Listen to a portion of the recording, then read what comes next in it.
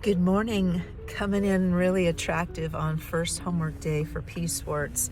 I thought I could wait until after the gym when I'm kind of put together, but I thought I would report in on doing the homework. It's day one of class number 1 of the Department of Understars at Peacewarts, and each episode is short with a peace concept.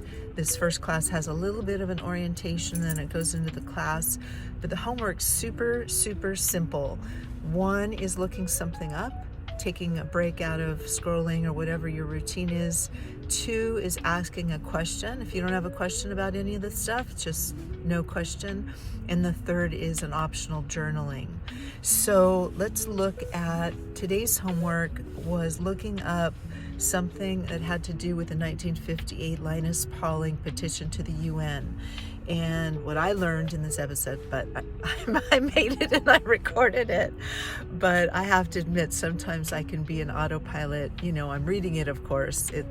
I'm learning. The whole purpose is to learn about peace, but in the process I can file it away. So looking at it again, if you go back to episode 198, it's got an orientation of kind of what sources you might use for learning. Can you use AI? So you could go back to that. That's the orientation episode. And I'd never looked up JSTOR. I'm 63, so when I was going to college, I didn't know about JSTOR, JSTOR. Well, I went to it this morning to see, maybe I can look up this subject.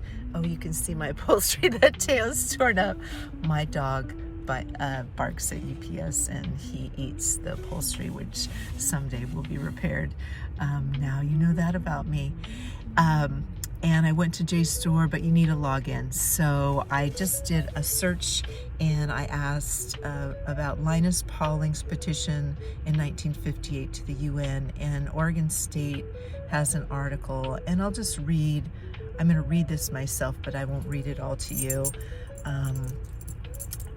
While the debate raged, Pauling continued to keep a high public profile, speaking widely and appearing often in newspapers and magazines through 1956 and into 1957, garnering attention by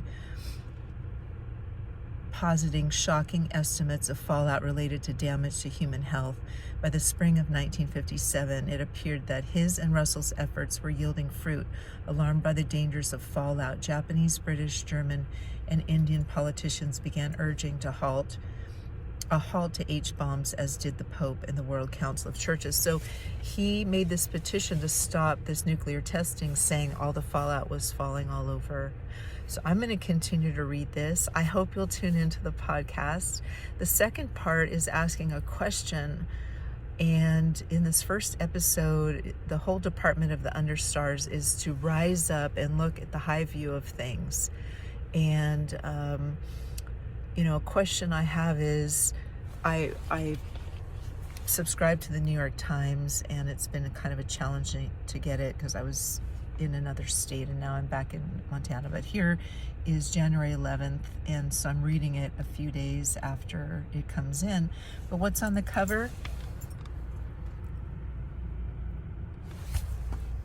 The separation inside the unraveling of the partnership between the U.S. and Ukraine. And this question is, how can we get our minds from living in the past of what we think has to happen with war and weapons to creating a new future?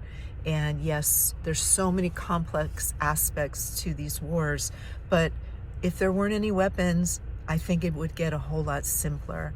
So that's the question I'm asking. And then the journal prompt was to journal this space between what we feel is necessary, what we think is necessary in regards to war, and what we would like to see for our children. My children are grown. Maybe I'll have grandchildren someday. I want to live in a world where there's not a big pile of weapons on the front page of the New York Times. We'll start there. I hope you'll tune in to Peacewarts, daily episodes with short lessons on peace. And this is Avis before the gym and with her car that needs some upholstery repair. Peace and love.